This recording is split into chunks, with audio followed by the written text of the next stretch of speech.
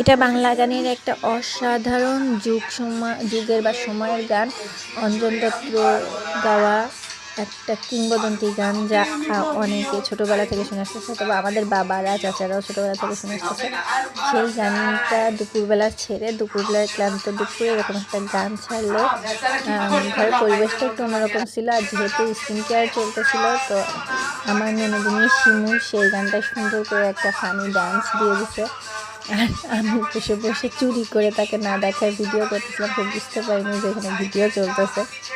আর এটা ছাড়ার পর আমার কী পরিস্থিতি হবে তাও আমি বলতে পারি না, তবে আমি ছেড়ে দিছি যে হ্যাঁ, সে একটা অস্থির ডান্স দিছে, মজাদার একটা ডান্স। আমাদের একটা ফাংশন ছিল, সেখানে যাওয়ার ছিল, তো একটু স্কিন কেয়ার চলতেছিল, পড়ানো এখানে তার কাজকাম করতেছে। বাই দ্য ওয়ে, এইটা হচ্ছে স্বর্ণকমল।